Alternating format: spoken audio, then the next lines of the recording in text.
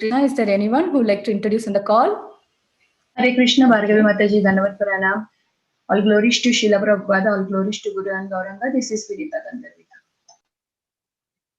Hare Krishna, Vinita Gandharvika Mataji, Dandavat Pranam, Srila Prabhupada ki jai, Guru Maharaj ki jai.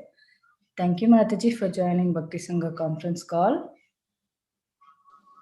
Hare Krishna Mataji, Dandavat Pranam, Srila Prabhupada ki jai. This is Niharika from Bloomington. Hare Krishna, Niharika Mataji, Dandavat Pranam, Srila Prabhupada ki jai. Thank you, Mataji, for joining Bhakti Sangha conference call. Hare Krishna, Bhagavad Mataji. This is Kamala Kidasi from Baltimore. Please accept my humble obeisances. All goes to Prabhupada, Guru Maharaj, and all the devotees. Thank you very much, Mataji. Hare Krishna, Kamodiki Mataji, Dandavat Pranam, Srila Prabhupada ki jai, Guru Maharaj ki jai. Thank you, Mataji, for joining Bhakti Sangha conference call. Thank you, Mataji. Hare Krishna. Hare Krishna. Hare Krishna, Bhargavi Mataji, Dandavat Pranam. My name is Niharika from Omaha. All glories to Srila Prabhupada and Guru Maharaj and to assembled devotees. Hare Krishna. Hare Krishna, Niharika Mataji, Dandavat Pranam, Srila Prabhupada ki jai. Thank you, Mataji, for joining Bhakti Sangha conference call.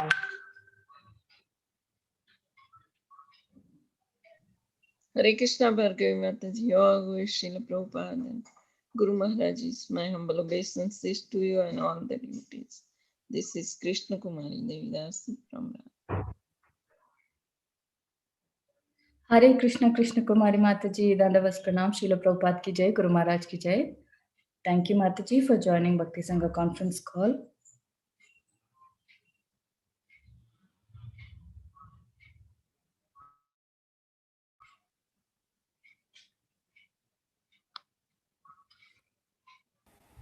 I don't see Prabhuji. We can have more introductions. Sure, Mataji. Hare Krishna Mataji, please accept my humble obeisances. All glories to Srila Prabhupada and Guru Maharaj. This is Preeti Vilasni Dasi from Chicago. Hare Krishna, Preeti Vilasni Mataji, Dandavat Pranam, Srila Prabhupada ki jai, Guru Maharaj ki jai. Thank you, Mataji, for joining Bhakti Sangha conference call.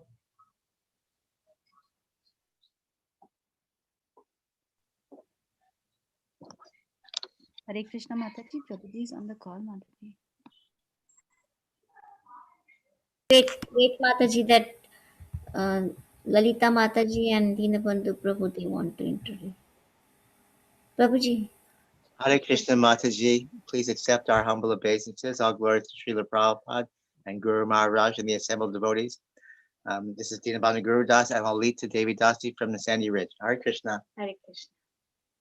Hare Krishna. Hare Krishna, Dinabandhu Prabhuji and Lalita Mataji, Dandavat Pranam.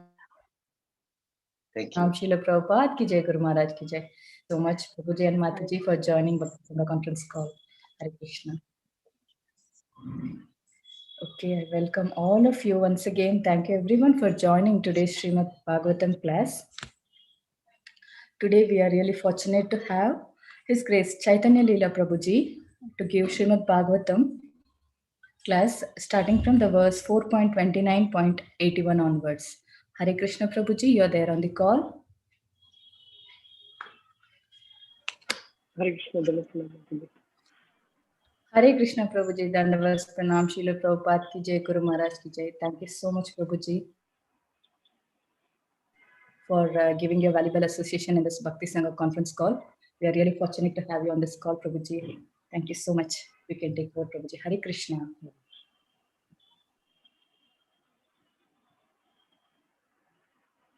Omagyanatimirandasya Jananjana Shalakaya Chakshurunmilitam Yena Tasmai Shri Gurave Namaha Shri Chaitanya Manobhishtam Sthapitam Yena Bhutale Swayam Rupa Kada Mahyam Dadati Swapadantikam Vandeham Shri Guroho Shri Yuta Padakamalam Shri Gurun Vaishnavanscha Shri Rupam Sagrachatam Sagana Raghunathanvitam Tam Sajivam Sadvaitam Savadhutam Parijana Sahitam Krishna Chaitanya Devam Shri Radha Krishna Padan Sahaganamrita Shri Vishakhanvitanscha He Krishna Karuna Sindho Deenabandho Jagatpate Gopesha Gopika Kanta Radha Kanta Namostute Tapta Kanchana Gaurangi Radhe Vrindavaneshwari Vrishabhanu Sute Devi Pranamami Hari Priye Vanchakalpatarubhyascha Kripa Sindhubhya च पतितानां पावनेभ्यो वैष्णवेभ्यो नमो नमः जय श्री कृष्ण चैतन्य प्रभु नित्यानंद श्री अद्वैत गदाधर श्रीवासदि गौर भक्तवृंद हरे Krishna Krishna Krishna Hare Hare Hare Ram Ram Ram Hare Hare Hare Krishna. So really thankful to the organizers of Bhakti Sangha conference for giving me this opportunity to serve all the devotees. Today we will be reading from Srimad Bhagavatam, Canto 4, Chapter 29, Text 81.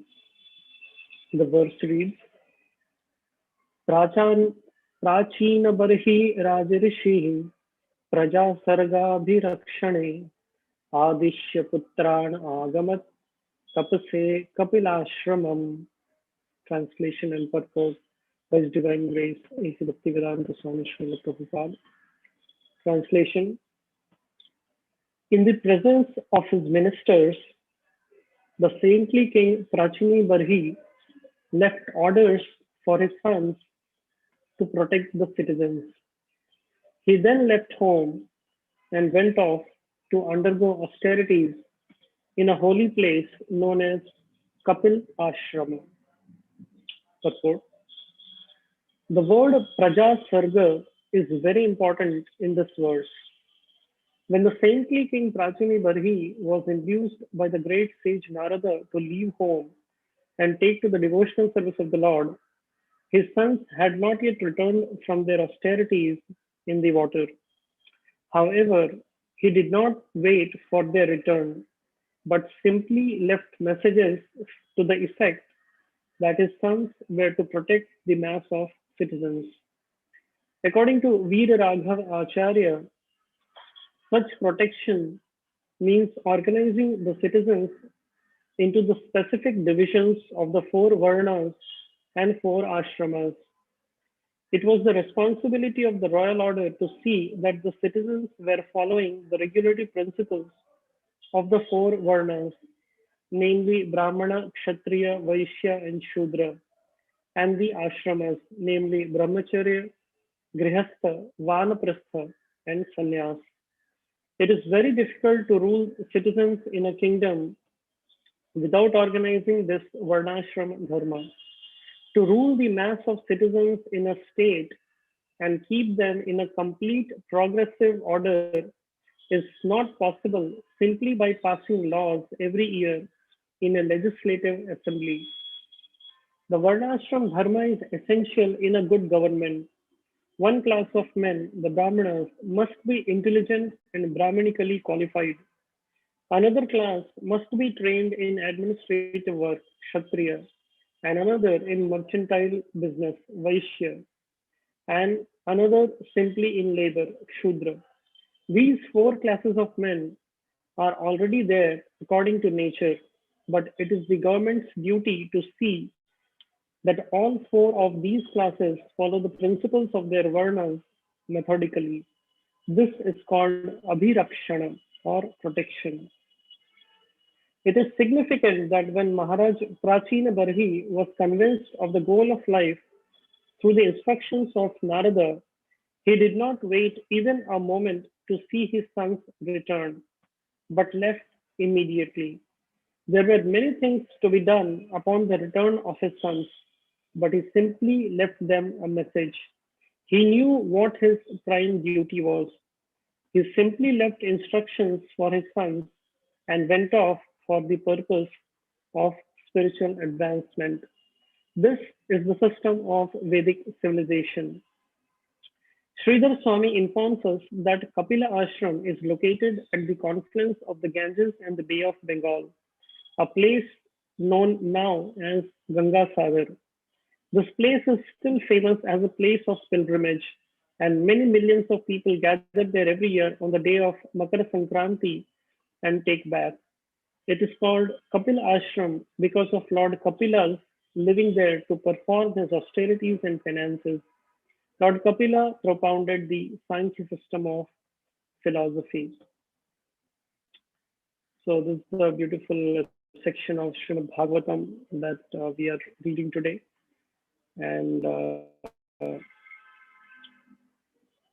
just to recap what has been going on. So Narad Muni has come before Maharaj Prachini Barhi and feeling compassionate for Maharaj Prachini Barhi's health. As the descendant of Dhruv Maharaj, Narad Muni wants to give out his mercy to the king as well. And we have been seeing last so many months how Narad Muni is trying his level best to help the king understand the importance of the foremost duty in a person's life. And this particular verse, we find that all this endeavor of Narad Muni is bearing fruit here. Narad Muni has been describing the allegorical story of Puranjan, chapters described in the Srimad Bhagavatam. Sukdev Goswami is narrating to Parikshit Maharaj. And thereafter, Narad Muni explains the analogy of the deer, how the deer is being followed by this hunter, but still is engrossed in hearing the beautiful sound that way. And if we look at the journey of King Prachini Barishad, we find that the moment Narad Muni had arrived before the king was completely absorbed in performing these fruitive sacrifices. And unlike his sons, who had been who have left for performing austerities and penances, King Prachini Barishad was still very much accustomed to performing ritualistic sacrifices for promotion to heavenly planets. And in this state of ignorance, it is this state of ignorance that Narad Muni felt compassionate about and wanted to rectify the king, wanted to help out the king. So we find that upon receiving the help of Narad Muni, so Narad Muni gives all this information to the king about devotional service, about the plea of the living entity in the material world, about the nature of the Supreme Personality of Godhead, and helping him understand through various examples, analogies, and allegories. And this particular instant, we find that Maharaj Prachini Barishad, upon having received this, lot of information from Narad Muni, Maharaj Prachini Barishad has come to the stage of realization. He has understood the intent of Narad Muni has been achieved. And now the king, takes some steps to rectify his current situation. And the verse states that how the king is now planning to leave his kingdom and not even wait for his sons who have been out there for performing penances for them to return. And he just gives on his orders to the ministers and proceeds ahead. So something very remarkable here in this purport, in this verse, is that the moment King Prachini Barishad understands his position and he understands the opportunity of devotional service, opportunity of absorbing himself in the devotion to the Supreme Lord is concerned, Maharaj Prachini Barishad, as soon as he comes to this realization, he is addressed here as Raj Rishi or saintly person. Up until now, he was just being addressed as a Raja. He had been addressed as a king. But this particular verse, he is being addressed as a Raj Rishi, a saintly person. Prabhupada translates the saintly king Prachini Barishad.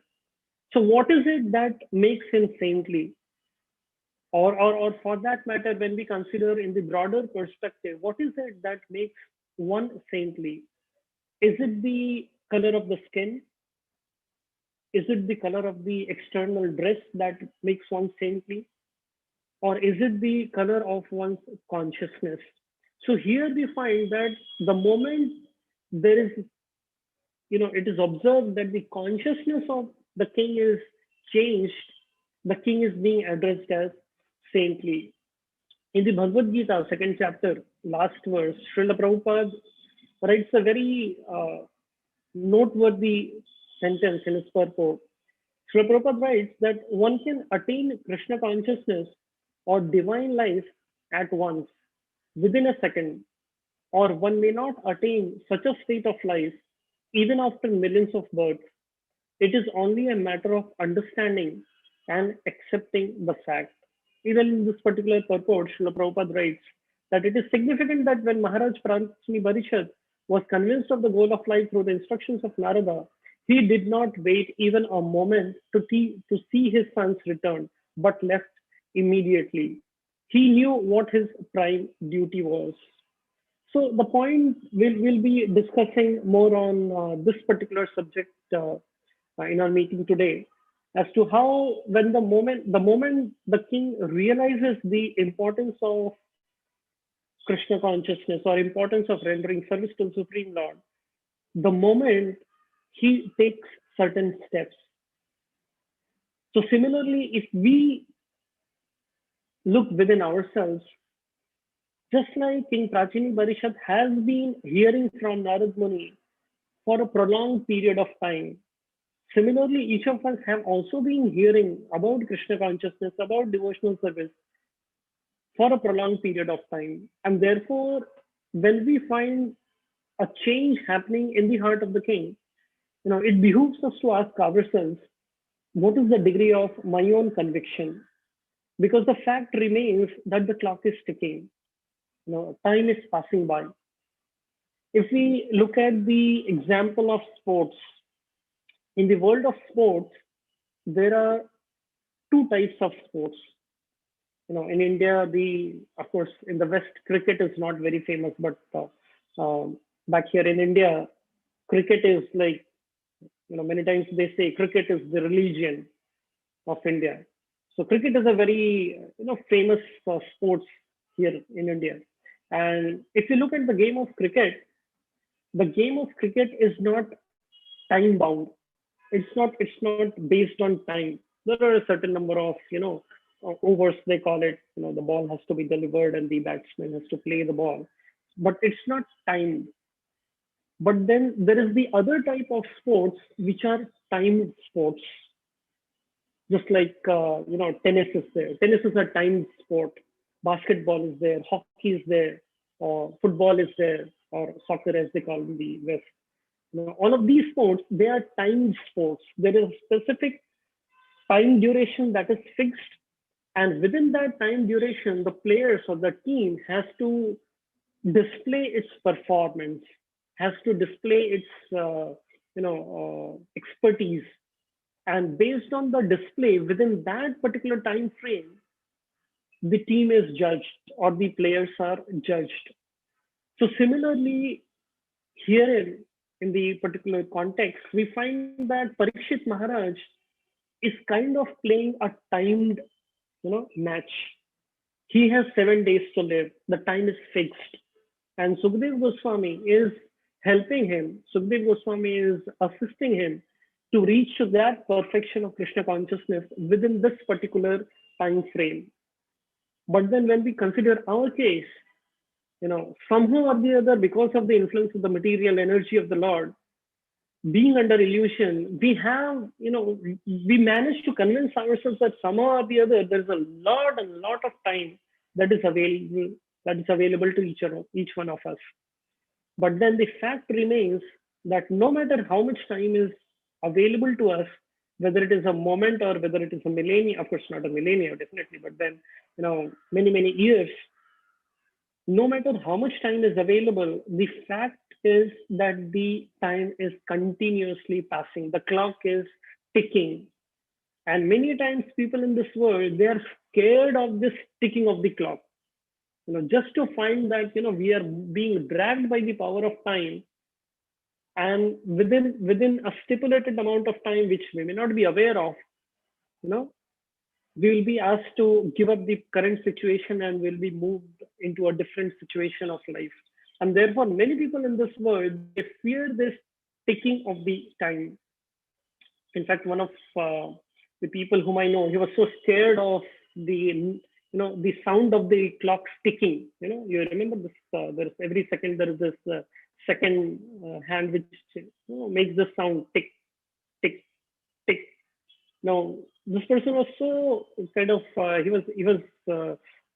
he disliked that very ticking sound that he just changed all of his clocks in his house and bought a silent clock. Now, a silent clock is something wherein the second hand just moves in a very, analogous manner, not in a digital manner, not in a, tick, tick, tick, tick fashion, but it just silently keeps on moving. So similarly, in this material world also, we find the clock of time very silently moving. In Srimad Bhagavatam, second canto, there is this beautiful verse which says, Kim pramattasya bahubhi parokshar hayanir iha varnam muhurtam viditam ghatate shreyase yatah. What is the value of a prolonged life which is wasted, inexperienced by years in this world? Better a moment of full consciousness, because that gives one a start in searching after his supreme interest. In this world, we find that people, they consider themselves great by virtue of their knowledge and by virtue of the experience that they have in this world, whether it is in the field of education, whether it's in the field of business, whether it's in the field of research, or people who share wisdom. All of these people, they judge their expertise by virtue of the experience that they have accomplished over a period of time. But then Bhagavatam, this particular verse of Srimad Bhagavatam, very clearly highlights that all of these people in this world, they are just unaware of their real true self-interest. And when a person is unaware of their true self-interest, all those years, they are just immaterial. Bhagavatam says it's just wasted. Shram evahi kevalam. And therefore, more one understands the potency of Krishna consciousness, how Krishna conscious process, how the process of devotional service is so very important. The earlier one understands the importance of Krishna consciousness, the more one improves one's endeavor to become Krishna consciousness, to become Krishna conscious. As we hear more and more, just like we find, King Prachini Bari has been hearing from Narad Muni, and then just like you have this milk you have this pot of milk placed on a stove on a for boiling, and the milk is just silent, and at one particular point of time the milk just starts coming up. So similarly, over a prolonged period of time, at one particular time we have these moments of awakening. Just like here, King Prachini Bari has come to this conclusion that enough is enough. So similarly, even after, in this process of hearing about Krishna consciousness, hearing Krishna Katha, hearing about the nature of the material world, hearing about the miseries of the material world, hearing about the beauty of Krishna consciousness, the beauty of the spiritual world, at one point of time, we also have these moments of awakening in our lives.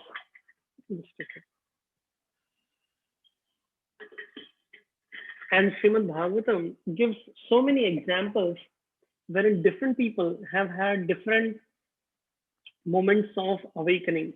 We find the example of Gajendra, where Gajendra comes to this conclusion, enough of this fighting, I can't take it. We have the example of Ajamil, where Ajamil comes to this conclusion, enough of the sense gratification, no more. And Ajamil says, so aham tatha yatishyami yatta chittendriyani laha yatha na bhuya atmanam andhe tamasi majjaye. I'm such a sinful person, but since I have now gotten this opportunity I must completely control my mind, life, and senses, and always engage in devotional service so that I may not fall again into the deep darkness and ignorance of material life. So we see the example of Gajendra, we see the example of Ajamil, and herein we see the example of King Prachini Bari, where he has also come to this conclusion, enough of this material life. And having come to this conclusion, we find that all of these people, they do something that they have never done before. Gajendra, he had been engrossed in playing with his family members, and then upon having come into this predicament, he now starts surrendering to the Supreme Lord. We find the example of Ajamil. Ajamil has got a second chance, and that is how he goes to Haridwar and surrenders himself completely to the Supreme Lord.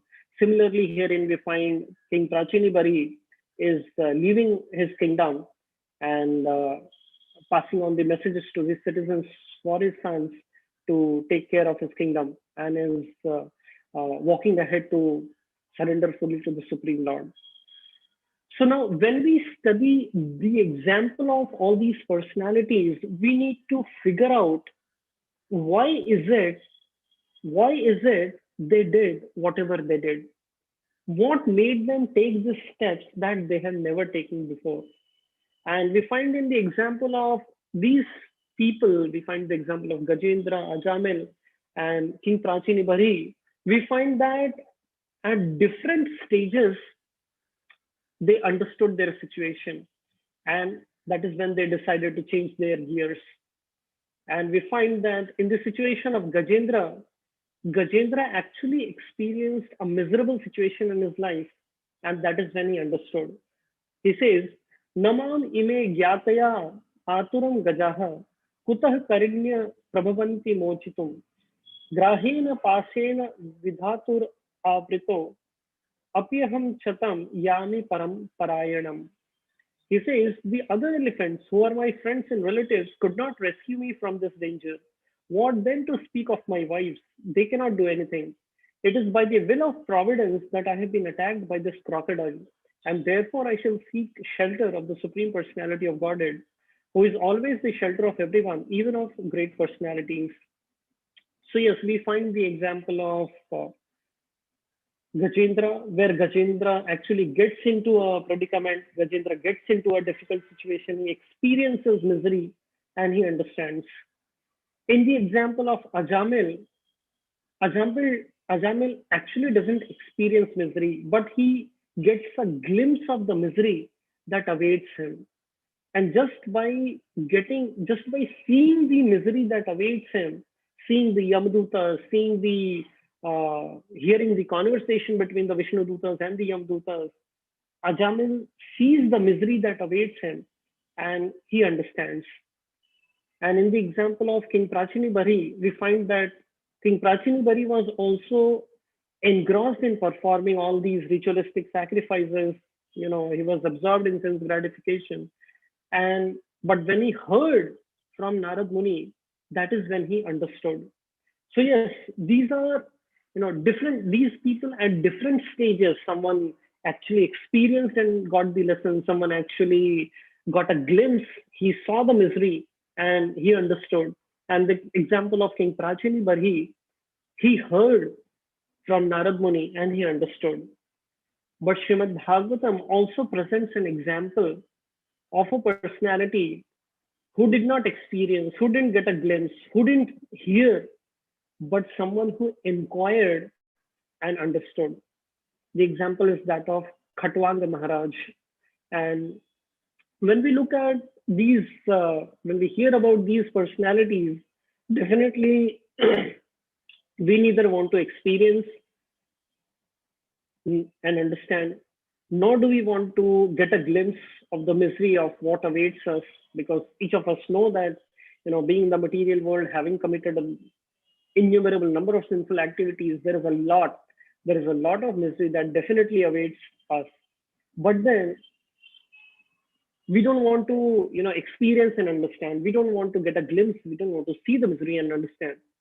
But then by the mercy of His Divine Grace Srila Prabhupada, definitely we have had the opportunity to hear from devotees. We have had the opportunity to hear from the acharyas, the explanations of the acharyas. We have had the opportunity to approach the shastras, the scriptures, and hear from them, hear from Guru, Sadhu, and Shastras. But then, just like currently the month of Kartik is going on, and in the Damodar Lila, we hear about this pastime that how Mother Yashoda, she fails to bind Krishna with the ropes, and the ropes fall 2 fingers too short.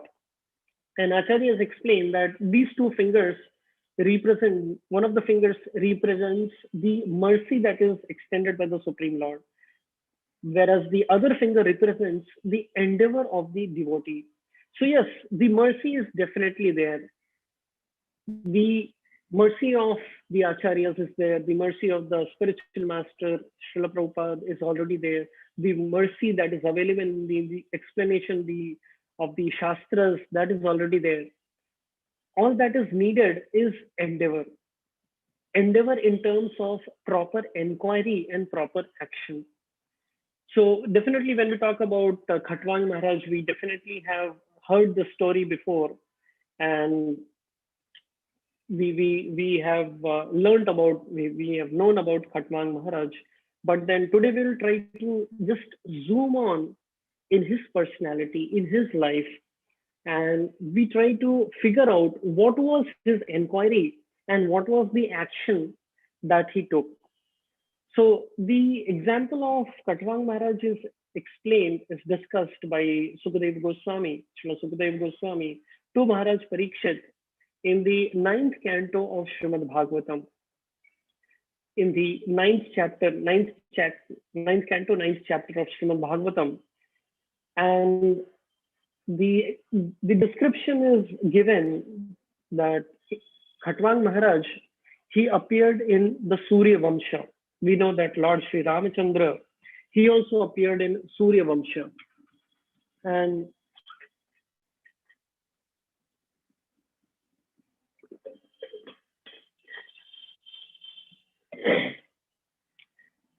so Lord Sri Ramachandra, he was born to Dasharath Maharaj in the Surya Vamsha. And it is explained that the grandfather of Dasharath Maharaj, the name of the grandfather of Dasharath Maharaj was Maharaj Raghu. We heard Raghukul Reet Sada Chali Ai, Prana Jai Par Vachana Na Jai. So yes, Lord Ramachandra appeared in Raghukul. And the grandfather of Raghu, Maharaj Raghu, was Khatwang Maharaj. So that is the lineage that is described. Grandfather of Dasharath Maharaj was Maharaj Raghu, and grandfather of Maharaj Raghu was Khatwang Maharaj. And this particular chapter, towards the end of the 9th chapter of the 9th canto, in a very succinct 7 verses, Srila Sukadeva Goswami, he describes the conduct of Khatwang Maharaj. He describes the consciousness of Khatwang Maharaj, and he describes the consequence of having such a consciousness and the consequence of having such a conduct. So 3 things specifically Srila Sukadeva Goswami has been explaining in this particular chapter about Khatwang Maharaj, the conduct of Khatwang Maharaj, and just one particular verse, this conduct of Khatwang Maharaj is described, wherein the fame of Khatwang Maharaj is explained, the inquiry and the action is explained. So one particular verse, Sukadeva Goswami describes, Yo devair arthito daityan avadhi yudhi durjayah muhurtam ayur gyaptya swapuram sandhade manaha. So in this one particular verse, Sukadeva Goswami is describing the fame of Khatwang Maharaj, the inquiry by Khatwang Maharaj, and the action of Khatwang Maharaj. So it is described that Khatwang Maharaj was actually a Chakravarti. He was Chakravarti. The word Chakravarti refers that he was the ruler of all the directions. And Srila Prabhupada mentions in the purport that King Khatwanga was unconquerable in any fight. And therefore, because of his quality of being Chakravarti, he was even famous in the heavenly planets. And it is described, this particular verse describes that once the demigods, they were on fight with the demons, and the demigods actually sought the help of Khatwang Maharaj to help them in their fight against the demons. And the purport to this verse, the translation of this verse mentions, requested by the demigods to join them in fighting the demons, he won victory. And the demons, being very pleased, wanted to give him a benediction. Now just imagine being offered a benediction by the demigods. I mean that is something which many people in this world would just dream of, being offered a personal benediction by one of the demigods. And here we find the example of Maharaj Khatwang, where he is being offered this benediction because he has won this battle for the demigods. And the demigods are offering that, what do you want? Just let us know, and they'll be happy to fulfill your desire. But then, what is the inquiry? What is the desire of Khatwang Maharaj? Khatwang Maharaj being asked by the demigods. So Srila Prabhupada, in the Srimad Bhagavatam, Srila Prabhupada highlights that inquiry, the nature of inquiry determines, how we advance in our life or how we progress in our life. And Prabhupada writes that the whole world is full of questions and answers. The birds are busy with questions and answers in morning and evening. The businessmen in the market, the lawyers in the court, the students in schools and colleges, the politicians in the parliament, everyone is busy in questions and answers. Still, not all are satisfied, because satisfaction can only be obtained by questions and answers on the subject of Krishna. So here is an inquiry by the demigods, and Maharaj Khatwang is expected to address to that inquiry. The Gita mentions, Mat chittah mat gata prana, bodhayantah parasparam, kathayantasya mam nityam, tushyanti cha ramanti cha. Because the Srimad Bhagavatam deals with questions and answers that are related to Krishna, we can derive the highest satisfaction only by reading and hearing this transcendental literature. So coming back to the conversation that is happening between the demigods and Maharaj Khatwanga, Khatwanga Maharaj herein is being offered this benediction from the demigods, who are none other than the administrators of the entire universe. And when a person of such a stature, when a person of such a caliber is offering something, what we ask from someone should be as per their stature. In one of his classes, Srila Prabhupada mentions this particular point, that if you happen to approach a king and the king is offering you a benediction, what is it that you want? I can give you anything. Just like our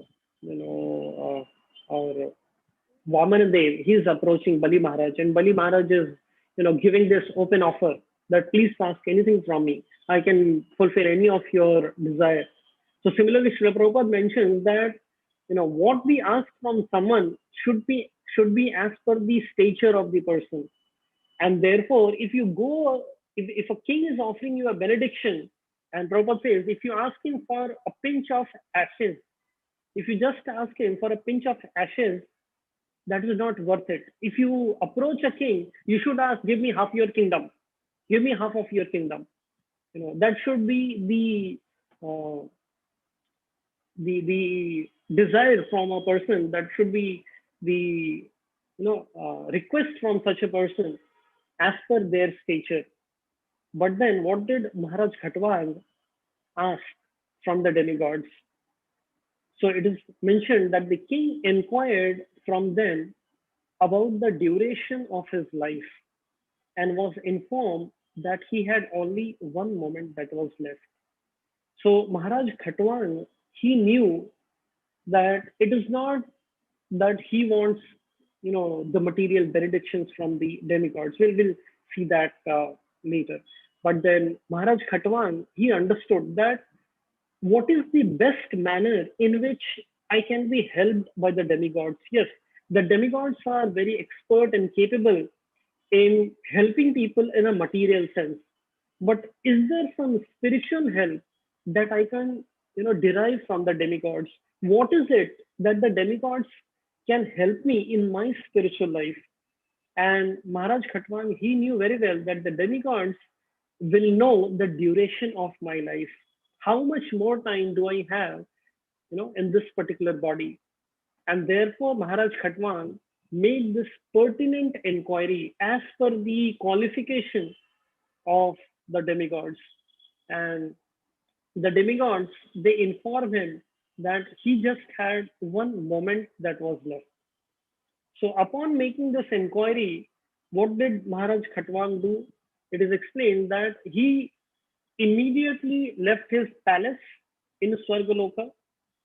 Maharaj Khatwang had been a guest of the demigods, and he had been offered this palace in the Swargaloka, the heavenly planets. Maharaj Khatwang was not, he just left that at once and went to his own residence in Bhuloka, and he engaged his mind fully on the lotus feet of the Supreme Lord.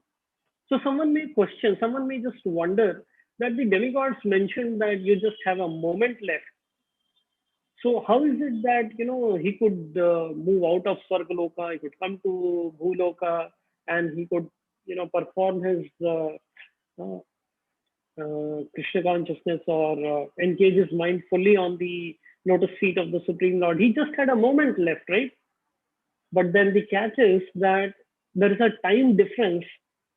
There is a difference in the nature of time, the duration of time in the heavenly planets and over here in Bhuloka.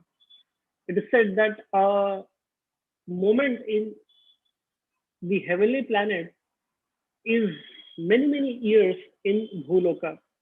And therefore, Maharaj Khatwang knew that if I just remain here in Swargaloka, I'll have to give up this body. I'll have to change this particular situation in just a moment.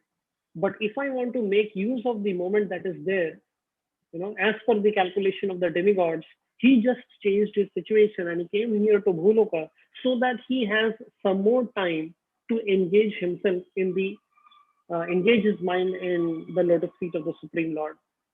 And Srila Prabhupada writes that the example of Maharaj Khatwang in performing devotional service is brilliant. Maharaj Khatwang engaged himself for only a moment in devotional service to the Lord. Now again, this moment is as per the calculation of the demigods. So Maharaj Khatwang engaged himself for only a moment in devotional service to the Lord, but he was promoted back to Godhead. Therefore, if one practices devotional service from the beginning of his life, surely he will return home back to Godhead. Elsewhere, it is explained that,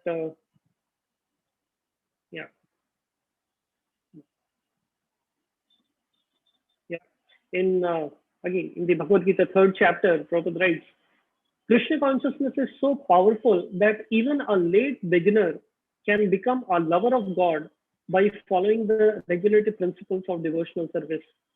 So, now this is important. So from any stage of life,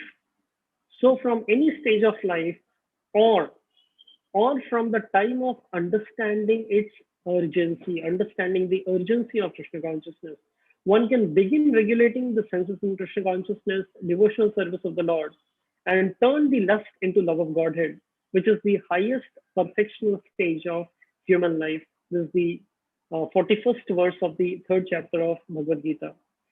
That from any stage of life or from the time of understanding the urgency of devotional service, one can begin regulating the senses in Krishna consciousness and achieve the highest perfectional stage of human life.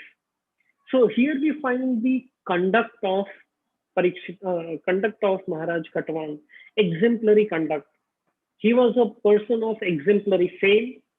He was a person who made an exemplary inquiry, a pertinent inquiry as per the stature of the person who was offering him the benediction, the offer. and then his action is also exemplary. So in total, the conduct of Maharaj Khatwang is very, very exemplary. And Prabhupada is writing that this example of Maharaj Khatwang is brilliant. How he makes use of the time that he has. Now, the second aspect that we'll be discussing is what is it? What was the basis of this conduct of Maharaj Khatwang? How could he behave this way? How could he, act in such a manner? How could he, take his decision in such a manner?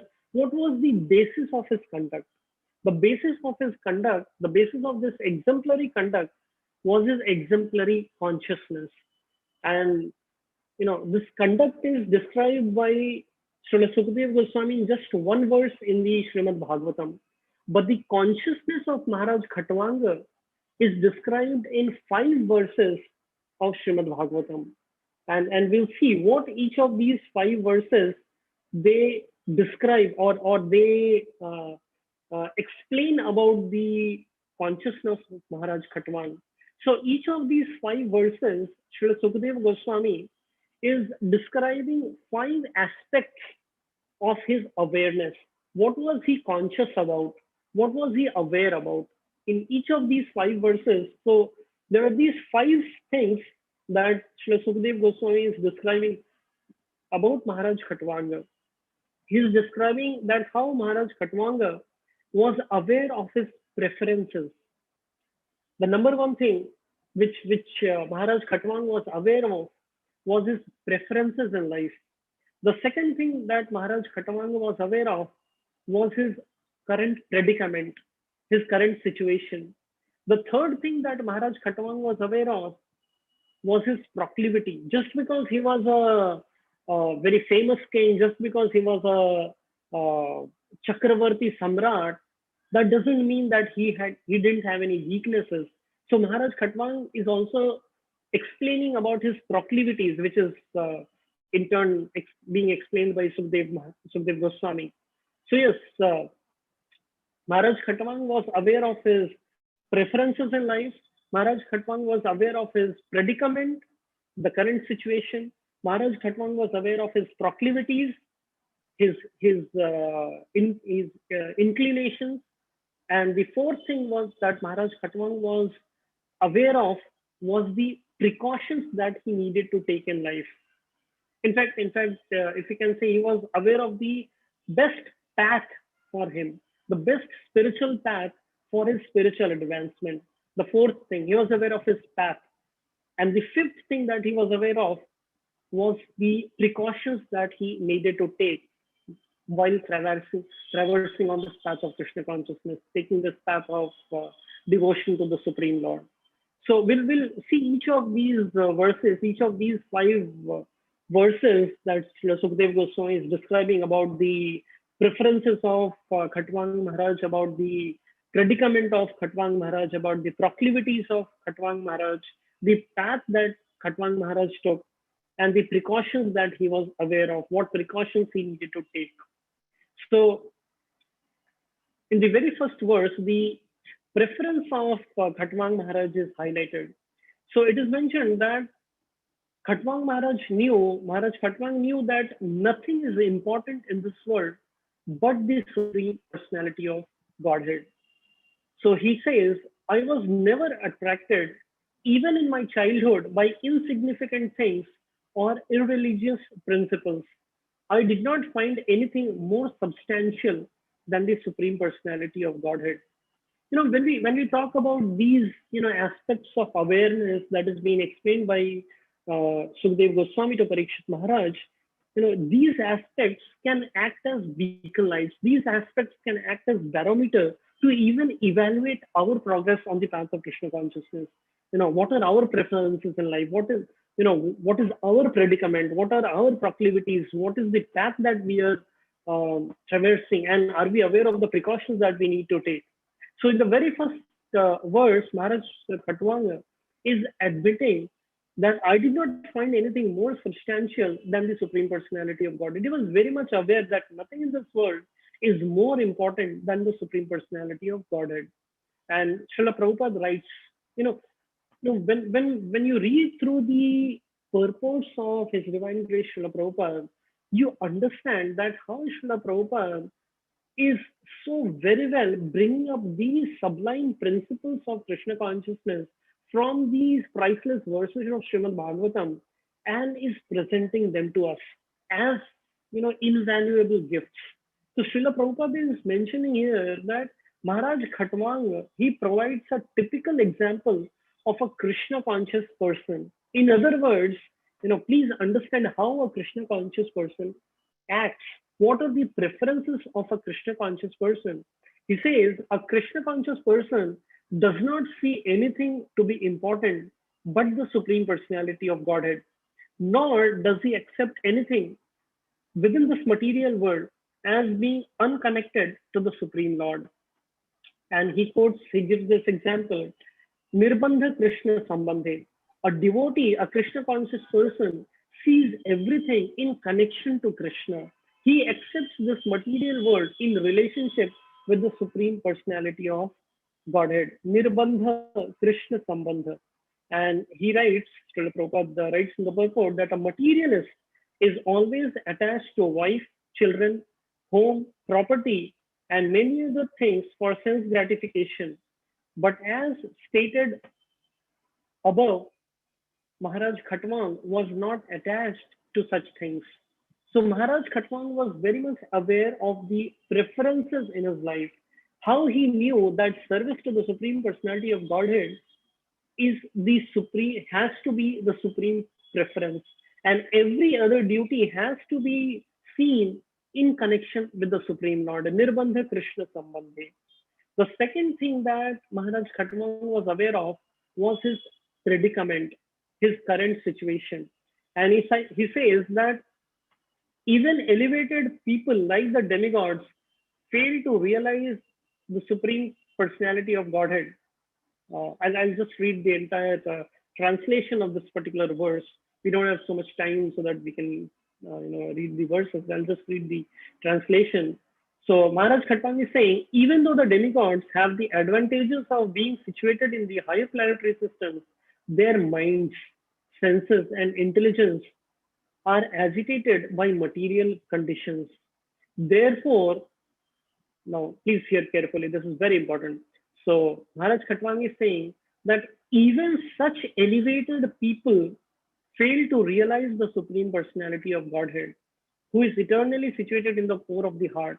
What then is to be said of others, such as human beings, who have fewer advantages? So here in this particular verse, we see the consciousness of Maharaj Khatwang. He knew that his predicament, his situation is not so favorable. He knew that the demigods are much better placed, but even in spite of being, placed in a better situation of life, their minds were continuously agitated and their intelligence were agitated by material conditions. And he knew that, we human beings, we have very fewer advantages. And Srila Prabhupada writes that for those always agitated by material conditions, the yogic process is recommended so that one may concentrate his mind upon the Supreme Personality of Godhead within the heart. But Prabhupada writes that yogic process is a material attempt to realize the Lord, whereas bhakti or devotional service is the spiritual process by which to realize Him. And therefore, Maharaj Khatwang, he accepted the spiritual path, and therefore he was no longer interested in anything material. Only and only if each of us could be aware of our predicament, if we could be aware of the material condition in which we are entrapped in, and if we could have our preferences right, maybe if we have such a consciousness, our conduct will also be in the footsteps of such great devotees like Maharaj Khatwang. And so that was about the predicament, how Maharaj Khatwang was aware of his predicament in this as a human being. And the third thing that Maharaj Khatwang was aware of was his proclivities. that how being in a material condition of life, there was a natural proclivity for seeking material comforts. And hearing at this particular instance, when he is being offered any material benediction by the demigods, Maharaj Khatwang is aware of his own proclivity, that anything material, you just ask it and it's there. I mean, this would be a dream. This would be a dream situation for many people in this world. They would want such a situation where the rulers of the administrative rulers of this entire universe, they just offer you anything material. But then this proclivity, and we find this proclivity in the material world, how people they worship the demigods. The Gita also mentions that people who have this intelligence of seeking anything material, they approach the demigods. But then Maharaj Khatwang is admitting here that the demigods, the directors of the three worlds, they wanted to give me the benedictions, whatever I desired. But then he says, but I am more interested in the Supreme Personality of Godhead than in all material benedictions. And Srila Prabhupada in this purport, in his purport to this particular verse, Srila Prabhupada quotes the example of Dhruv Maharaj. How Dhruv Maharaj, having attained the darshan of the Supreme Lord, having become Krishna conscious by the blessings of Narad Muni and by the personal darshan and his own devotional service all combined, Dhruv Maharaj also was aware of his proclivity. And he also says, Swamin Kritarthu Asmi Varam Na Yache, that now that I have had the diamond in the form of your darshan, I am no longer aspiring for broken pieces of glass. Dhruv Maharaj was comparing a kingdom that he had been aspiring for to be just like broken pieces of glass. And Srila Prabhupada writes that this is the mentality of a pure devotee who does not want anything, material or spiritual, from the personality of Godhead. And he says, our Krishna consciousness movement is therefore called Krishna Bhavanamrit Sangha, the association of persons who are simply satisfied in thoughts of Krishna. Krishna Bhavanamrit Sangha. Srila Prabhupada, uh, translated the International Society for Krishna Consciousness in Hindi as Sri Krishna Bhavanamrita Sangha, or the association of people who are simply satisfied in thoughts of Krishna. They don't have either material or spiritual desire. And therefore, being absorbed in thoughts of Krishna, Prabhupada writes, being absorbed in thoughts of Krishna is neither expensive nor troublesome. So had Maharaj Khatwang also wanted, he could have very well asked any material benediction from the demigods, but he was aware that he had this proclivity of seeking material, comforts, and he checked it at the right time. So yes, he was aware of his proclivity. The next verse describes that how Maharaj Khatwang, he was not only aware of his preferences, he was not only aware of his proclivities, he was not only aware of his predicament, but he was also aware of the path that he needed to take ahead. And therefore, what is the path that Maharaj Khatwanga is taking? Maharaj Khatwanga thought, not even my life is dearer to me than the Brahminical culture and the Brahmanas who are worshipped by my family. So Maharaj Khatwang knew very well that that the worship of Krishna has to be through his devotees. And Maharaj Khatwanga is saying that, Srila Prabhupada is writing in the purport to this particular verse that the Lord is worshipped with this prayer. Namo Brahmane Devaya, Go Brahmane Hitaya, Jagat Hitaya Krishnaya, Govindaya, Namo Namaha. I offer my respectful obeisances to the Supreme Absolute Truth, Krishna, who is the well-wisher of the cows and the Brahmanas, as well as the living entities in general. I offer my repeated obeisances to Govinda, who is the pleasure reservoir of all the senses. So Maharaj Khatwang, he knew very well that, nothing more is dearer to me than the devotees of the Lord. What then is to be said of my kingdom, land, wives, children, and opulences? Nothing is dearer to me than the Brahmanas. And it is mentioned that Khatwanga Maharaj regarded the devotees of Krishna as the real Brahmanas and the real light for human society. So this is again something that we need to understand, that even His Divine Grace Srila Bhaktisiddhanta Saraswati Thakur Maharaj, he said that do not try to approach Krishna, try to serve Krishna in such a way that Krishna wants to see you, or as mentioned in the Guru Ashtaka, Yasya Prasadat Bhagavat Prasado. One cannot approach Krishna directly. One has to approach Krishna through the medium of his devotees. So this path that Maharaj Khatwang had to take, he was very much aware of it, and he didn't commit any mistake. And the last thing that Maharaj Khatwang was aware of was the precautions that he needed to take. And what were the precautions? He's saying that the precaution that he was aware of, that he didn't want to be attracted by the glitter and glamour of the material world. He's mentioning.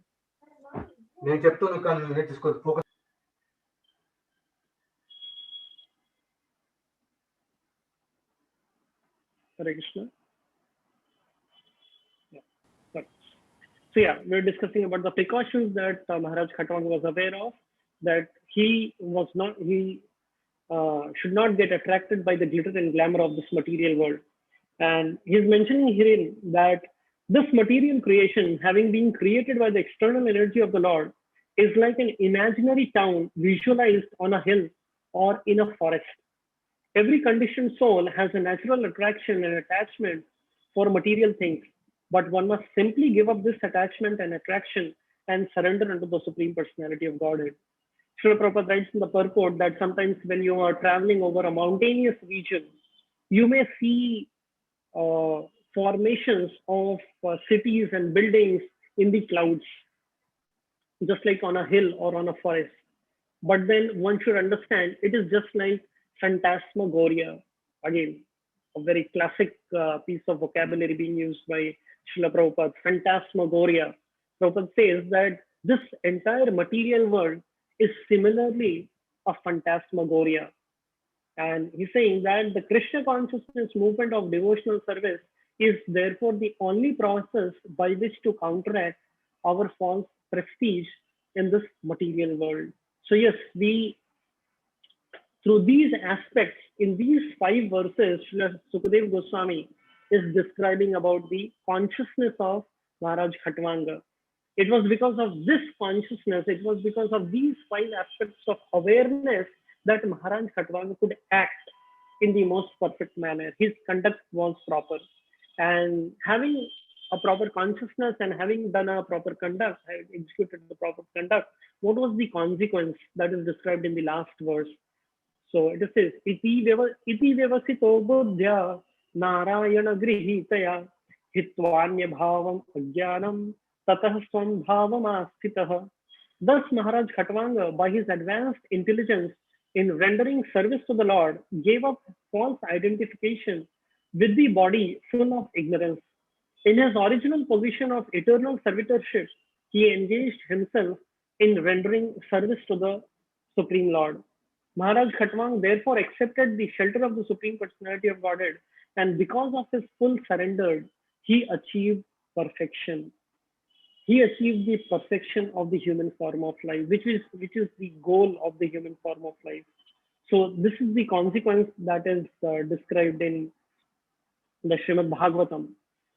In the Bhagavad Gita, Krishna mentions Sarva Dharman Parityajya Mam Ekam Sharanam Vraja Aham Tvam Sarva Papebhyo Mokshayishyami Ma Suchaha.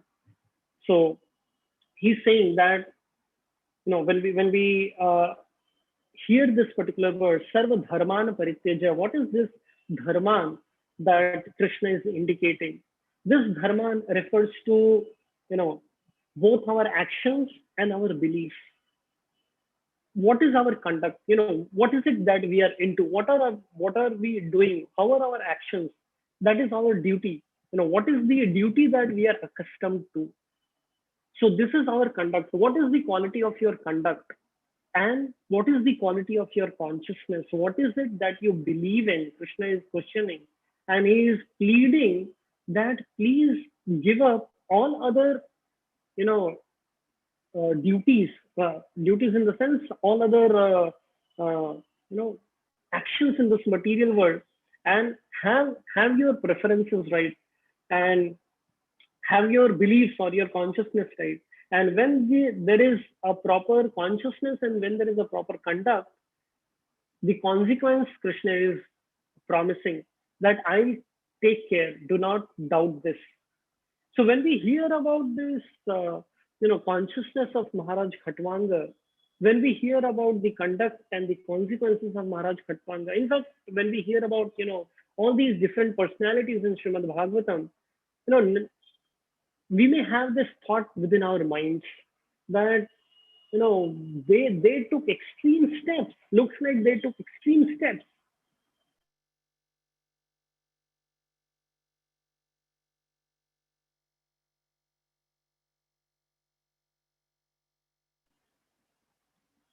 Sorry. So we find the example of different devotees in Srimad Bhagavatam, and specifically in this particular verse, we see the example of King Prachini Barhi. When we see the example of Prachini Barhi, we find that there has been a transformation in the consciousness of the king.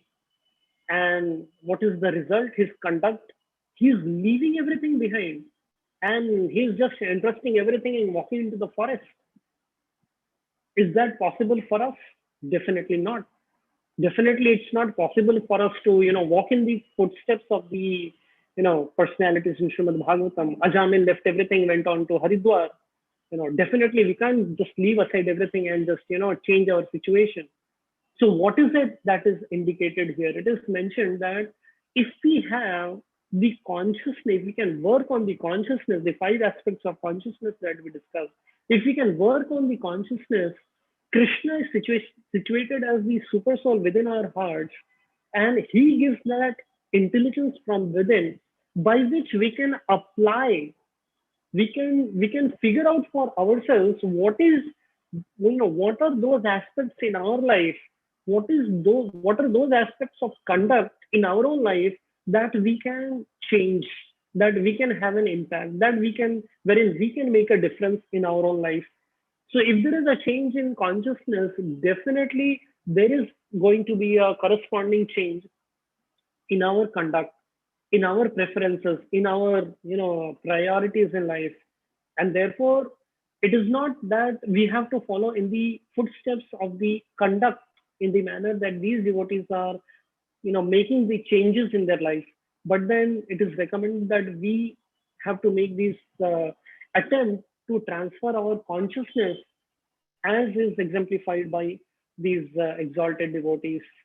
So just to summarize all that we discussed today, we began by discussing that how immediately when the king Prachini Barhi has this,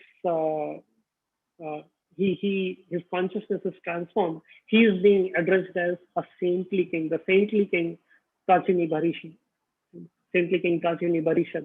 Thereafter, we discussed about the value of time, that how King Prachini Bari, he could understand that time is just so important now, and he didn't even wait for his sons to return back. He just left orders with his ministers to take care of the citizens, and he went ahead. And similarly, when we talk about the ticking of the clock, there is a question that we can ask ourselves, that even for ourselves, we have been hearing a lot, just like the king had been hearing from Narad Muni. So there has been a lot of hearing, but then when will there be that moment of awakening? Just like Gajendra had his moment of awakening. Ajamil had his own moment of awakening. But then Gajendra, he experienced and understood what was needed to be done. Ajamil, he saw and understood what was needed to be done. King Prachini Barishad, he heard and understood what was needed to be done. But then we saw the example of Maharaj Khatwanga, how he inquired and he understood what was needed to be done. And we saw his conduct, the consciousness, and the consequence of the conduct and consciousness of Maharaj Khatwanga. And we saw the 5 aspects of consciousness that Sukhdev Goswami is discussing. We saw that how Maharaj Khatwanga, he was aware in 5 different aspects. He was aware of the preferences in his life, that nothing is important but the Supreme Personality of Godhead. Maharaj Khatwanga was aware of the predicament in his life, that even elevated people like demigods, they fail to realize the Supreme Personality of Godhead. What to talk of human beings like us? Thereafter, Maharaj Khatwanga was aware of his proclivities of wanting benediction, wanting material benedictions from the demigods. And Maharaj Khatwanga was aware of the path that he needed to take of worshipping Krishna through the medium of his devotees, by pleasing and serving his devotees. And he was aware of the precautions of not being attracted by the glamour of the material world around him. And having such a consciousness, he could act perfectly, and the consequence was that he achieved perfection because of his full surrender. And towards the end, we saw Krishna's assurance that if you just keep your conduct and consciousness proper, rest I will take care. So I'll just stop here. Thank you all once again for being here and spending your valuable time to hear these beautiful narrations from the Srimad Bhagavatam. Jai Grantraj, Srimad Bhagavat Mahapurana ki Jai. His Divine Grace Srila A.C. Bhaktivedanta Swami Srila Prabhupada ki Jai. Thank you, Prabhuji. Very, very nice. Very exemplary. And we have shown very nice examples from the scripture. Thank you very much. Hare Krishna. At a different Thank you for stage. your kind words, Mataji. At a different stage, everybody had their different stage for the different example. Thank you. Hare Krishna.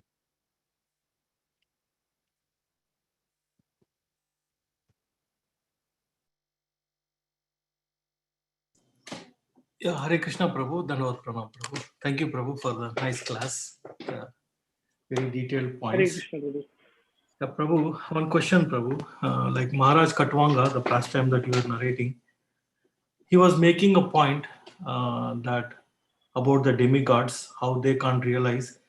Like, was he judging about those was he judging about the demigods, Prabhu? Like, the answer to your question is presented by Lord Krishna himself in the Bhagavad Gita.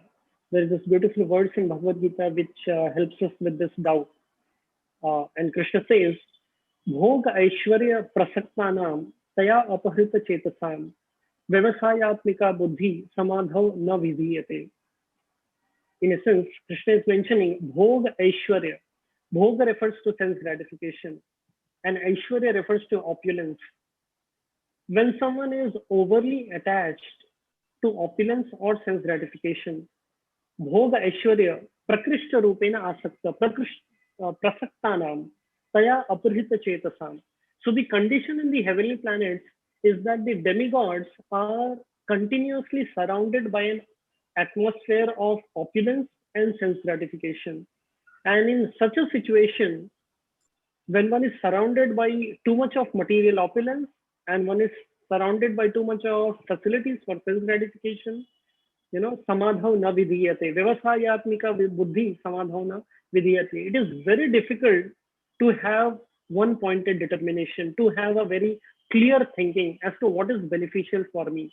So this is something that Maharaj Khatwanga was very much aware of, that even though the demigods were in such elevated position, still they were having these they were always surrounded by these atmosphere of opulences and sense gratification. So even if these elevated people, people on such high posts, they were unable to figure out what was best for them, they were unable to have perfect conduct. So Maharaj Khatwanga knew that even if these great people, they can't figure out what to talk of human beings like us, who have immense amount of hankering for material enjoyment, and people in this material world are just looking out for opportunities. And whenever there is even a slight opportunity or even a slight, facility for enjoyment, people don't hesitate to go all out. So Maharaj Khatwang was very much aware of this, and therefore it's not that he is judging the demigods. It's just that he was aware of his predicament. He was aware of his situation, and it's not that he was criticizing. He's just comparing. He's just wondering that if these great people, even after having such great post and position and so much of opulence and all that, if these great people couldn't do this, maybe my situation is worse as a human being. Does that answer your question, Prabhu? Yes, Prabhuji. Now it makes perfect sense, Prabhu. I misunderstood it, so I wanted to clarify. Yes, Prabhu. So he's understanding from his perspective how difficult, from a predicament perspective for him. Thank you Yes. for your question, Prabhu. No problem. Yeah. Thank you. Yeah. So can I ask one more question, Prabhu? Like this Prachini Barishat. Now he heard the instructions from Narad Muni and he wants to leave the kingdom to Kapil Ashram, right, Prabhu? Yeah. But he could have stayed back and ruled as a Raja Rishi, right, Prabhu? He could have stayed back, like the Lord Krishna also says in 321, Yad Yad Acharati Shreshtas, right? So like a great personality. Yeah. If we look at the lives of all the great devotees, even if we look at the life of Maharaj Yudhishthir, who ruled as a great Rajarishi, if we look at the life of Maharaj Parikshit, who ruled as a great Rajarishi, we find that they knew what was important at different stages in their life. Okay. Okay. In the beginning, as a king, Maharaj Yudhishthir and Maharaj Parikshit, they performed their duties exemplary. But at the same time, they knew very well that it doesn't make sense to just carry along. It doesn't just make sense to, keep dragging oneself to the fag end of your life, till the very end of your life, in being surrounded by, these opulent settings. Just like, again, we refer to the same verse.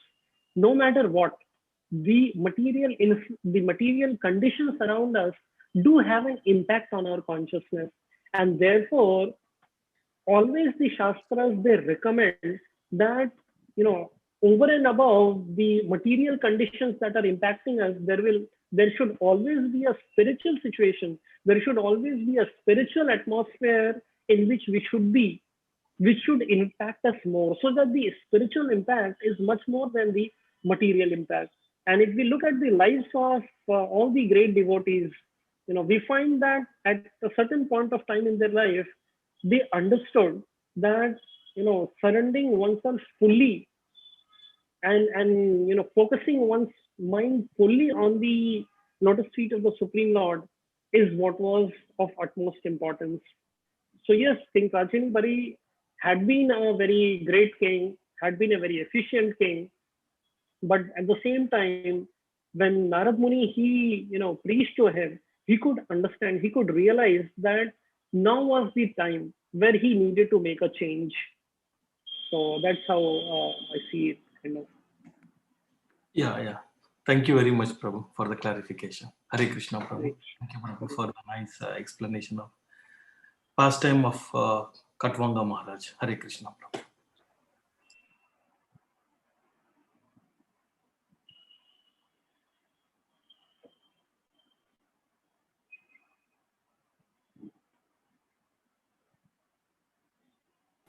Do you have any other questions? Yeah, Hare Krishna Prabhuji, Dandavat Pranam, Srila Prabhupada and Guru Maharaj. Thank you so much, Prabhuji. Very, very beautiful, Hare Krishna, beautiful. So, Prabhuji, Maharaj Khatwang, he came to Bhuloka to attain perfection. So if demigods, they want to attain perfection, do they have to come here, or they can go directly from the heaven to the Bhuloka? Well, one of the reasons that is highlighted in this particular verse is that the moment Maharaj Khatwang understood that he just had a moment left, he knew that this moment has a different definition back in Goloka. And just to encash upon that definition, he came back to the Bhuloka. And even otherwise in the scriptures, it's mentioned that the opportunity of perfecting one's own life in Bhuloka is much more, because herein one can actually perceive the miseries of material nature, which many times may act as impetus for people to look out for something, look out for a solution. So if there is no problem, maybe the impetus to look out for the solution is not much. So definitely, elsewhere it's also explained that the demigods, they are actually hankering to take birth in the Sankirtan movement of Lord Sri Chaitanya Mahaprabhu, so that they can also perfect their lives. So that's also mentioned. Very nice, Prabhuji. Thank you so much. Hare Krishna.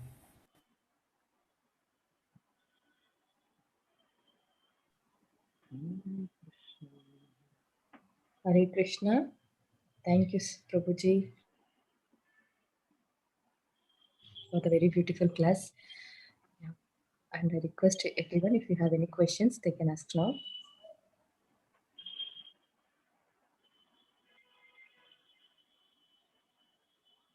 Yeah, if no one has any question, we can end now. Yes, Prabhuji. Yeah, we will pay our obeisances to Prabhuji and all the Vaishnavas.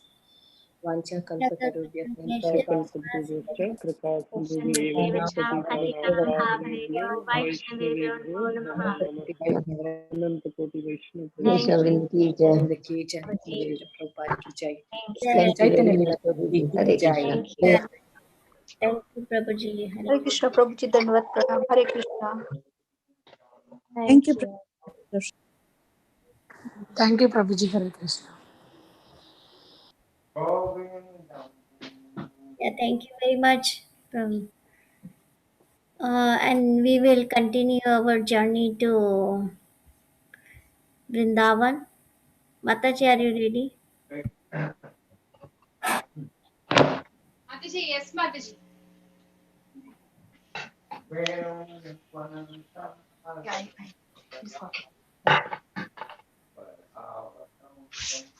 You can share your presentation time. We prepare obeisances. Do the Mangalacharana. Padaya Pishtai Bhutali Srimati Bhaktivedanta Swami Nidhi Namini Namaste Saraswati Devi Gauravani Pracharine Shesha Shunyavadi Pashyata Deshatarine Jai Shri Krishna Chaitanya Prabhu Nityananda Shri Advaita Gadadhara Shivasadi Gaura Bhakta Vrinda Hare Krishna Krishna Krishna Hare Hare Hare Rama Rama. So thank you, Mataji. So today we are gonna go to Radha Kund to dig. And do you want to start? Yes, Mataji. Okay. So today is actually a little small, short parikrama. It is not like there are not. It's not very long, but so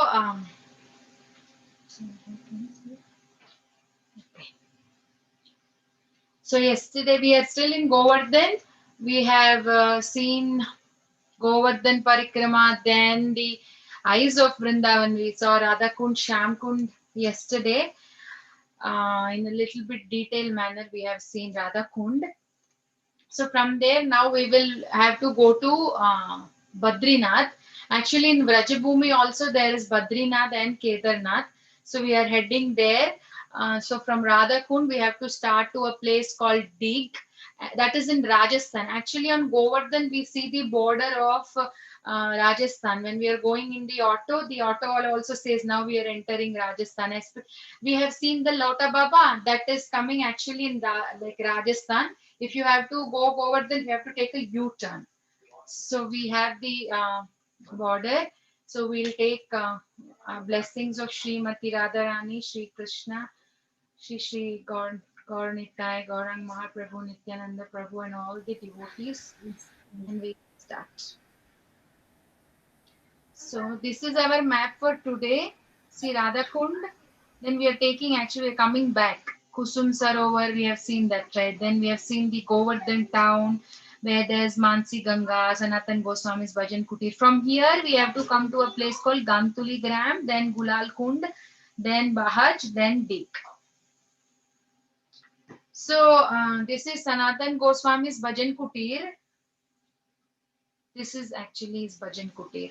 We all know, we were discussing, right, that he comes every day to Govardhan Parikrama. Actually, Sanatan Goswami was he's the oldest, and every day when he comes to Govardhan, he used to travel all the villages in and around Vrindavan, and he is very well known. Everybody used to share their problems with him. They used to discuss everything, and he used to also very warmly, talk with all the Rajvasis and ask how are you doing, address their problems. So everybody likes him so much. That he has the Bhajan Kutir on the banks of Mansi Ganga, and we have seen how Chakleshwar Mahadev is protecting Sanatan Goswami from the mosquitoes. When he wanted to go from that place, he himself comes and says he will protect without mosquitoes. So that's why we don't see any mosquitoes at this place, because Lord Shiva didn't want to lose the association of Sanatan Goswami. He didn't want him to go any other place. That is why he said, Yeah. So Mataji, you covered Chakleshwar Mahadev, right? Yes. We have to go. Next we are going there, Mataji. Next we are going. Okay. So this is small Bhajan Kutir of Sanatan Goswami. And then we know on the banks, very close by, we have Chakleshwar Mahadev also. If you go to Mansi Ganga, we have to see Mansi Ganga, then Haridev Temple, Chakleshwar Mahadev, Sanatan Goswami's Bhajan Kutir. So this is Chakleshwar Mahadev. We know there are like Radha Kund, all directions is protected by Shiv. We know he is the protector of the Kshetra, Vrindavan Dham. So there are so many deities of Lord Shiva, but there are four main: Kameshwar Mahadev and Kamyavan, Gopeshwar Mahadev, and Chakleshwar Mahadev is here on Govardhan. And what is the fourth one, Mataji? Bhuteshwar Mahadev. So for a whole Vrindavan, these are the protectors. And so these five, this is the deity. So these five Shivlings are said that the five heads of Lord Shiva. So this is, I don't know why Lord Shiva has five heads. Anybody can say, Mataji, if you know, like, why he has five heads.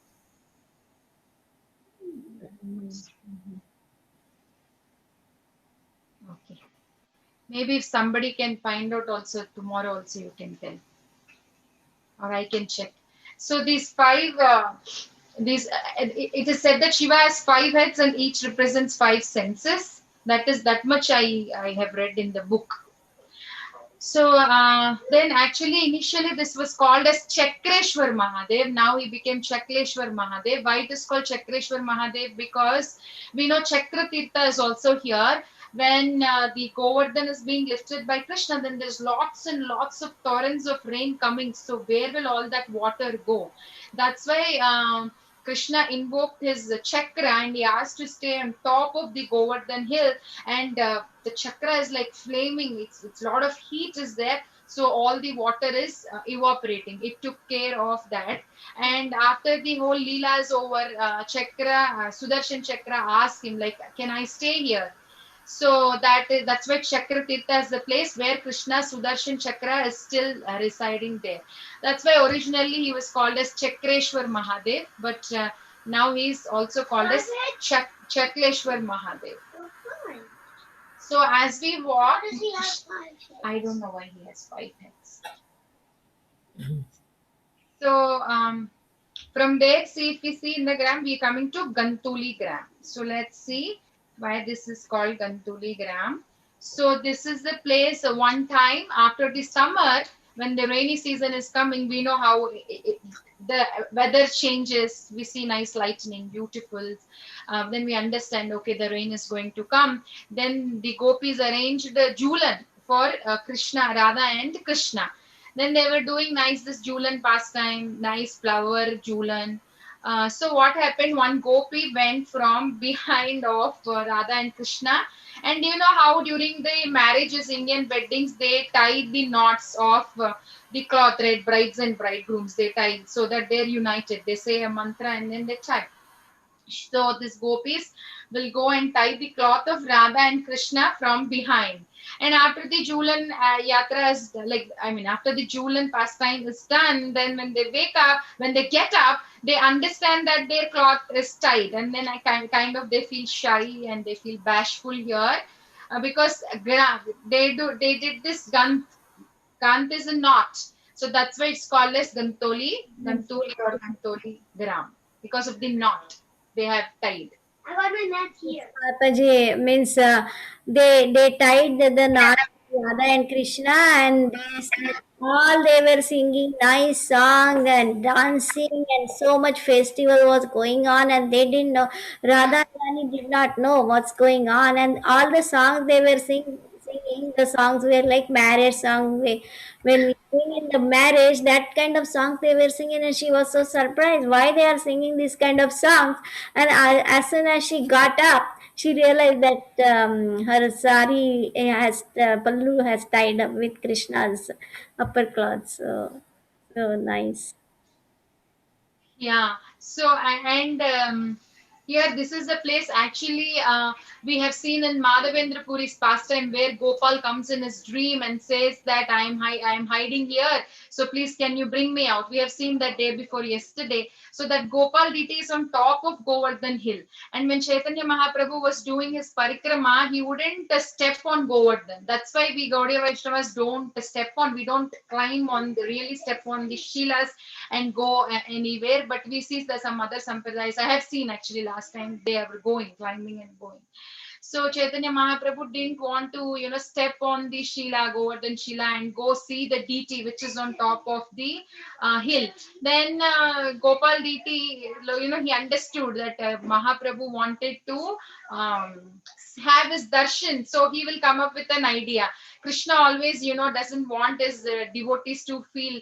Chaitanya Mahaprabhu is Lord himself, but he is showing us the mood of a devotee. So, he wants to fulfill his desire. Like many times, we will see in the further pastimes, he will fulfill the desire of Shani Dev, he will fulfill the desire of Mahadev. So, now he wants to fulfill the desire of Chaitanya Mahaprabhu. So, he comes in the dream of some local Pujari or Brahmanas, and then he says that it is mentioned in Chaitanya Charitamrita, Madhya Lila, that this is the shloka, and here says like due to fear of Muslims, the Gopal deity was moved from one place to another again and again.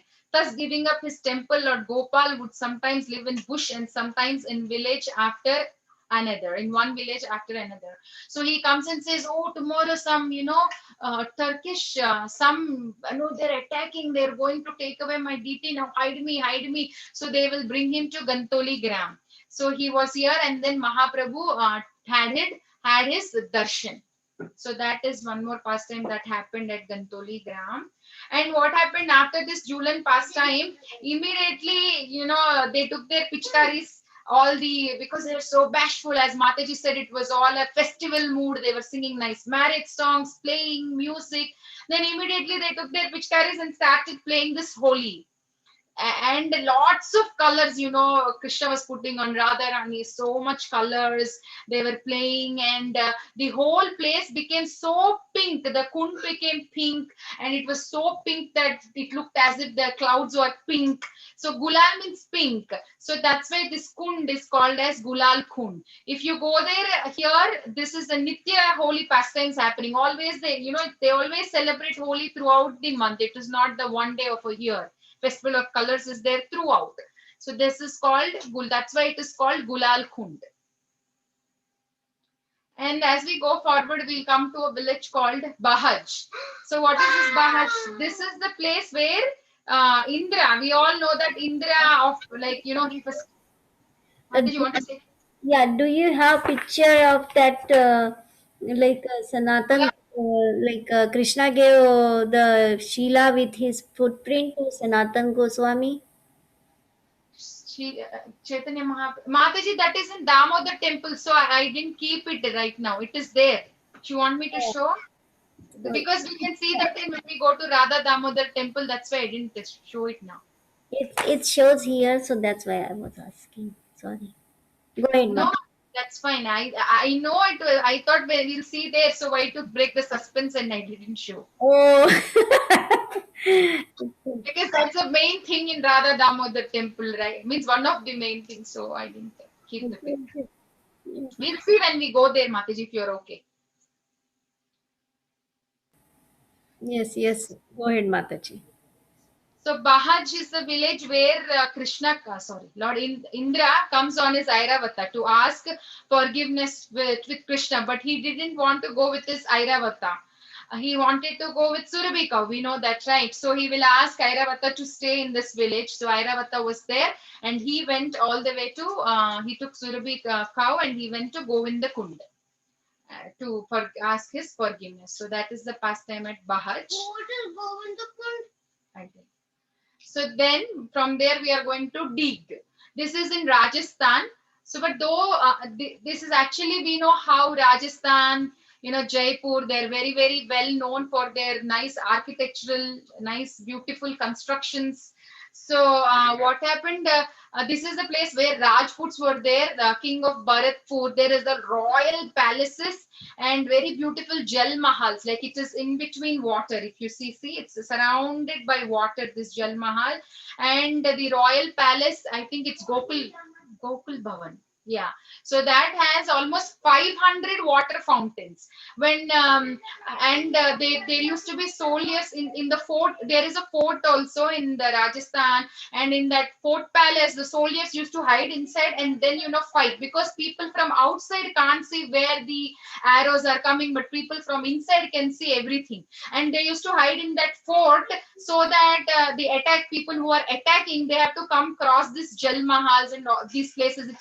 It takes quite a time if they have to cross water and come. So they used to hide in that fort, which is in the center of Dig, and then they used to do these fightings. These are all built in the 18th century. I think around 1950s. Now nobody is staying, but they are taking care of them very nicely. And Krishna used to come Krishna used to come all the way here to cow herd, bringing his cows all the way to Dig. Now it might be very surprising how Krishna comes, because this is the map. Where is this? So this is the map, right? So Nandagaon is somewhere here, and Dig is somewhere here. So if Krishna brings his cows all, and Radha Kund is here, so if Krishna comes all the way till here, how will he go back on the same day? We might think with our, with our materialistic. I told you nicely, come out. Bring the blanket out. Ataji, somebody is not muted. चलो उठो भाई बाप को बुलाती हूँ, वो एक लगाएगा अपने आप. Yeah, Mataji, can you mute? Yeah, I am not host. So. Okay. So then, what happened was, we might be thinking like that, because from Radha Kund, if you have to go to Dig, walking parikrama, it takes 4 hours. So then how will Krishna, if we consider, with our material calculation and material mind, it might be very surprising. So we know that Vrindavan is like a lotus shape, right? So the Acharyas explain that, the lotus can open and the lotus can close. So Krishna is the Supreme Personality of Godhead. So if he has to go back, the lotus would, shrink and everything gets very close by. So it's very easy for Krishna to come on the same day and go on the same day. So that is, Dig is somewhere around here. This is Dig. Yeah. And Nandagaon is somewhere here. Gokul Mahavan. So this is all this side. And we have to come all the way here. So that is all about today. From tomorrow we'll go from Dig to Badrinath. Yeah, so Mataji, I want to say something about the Dig.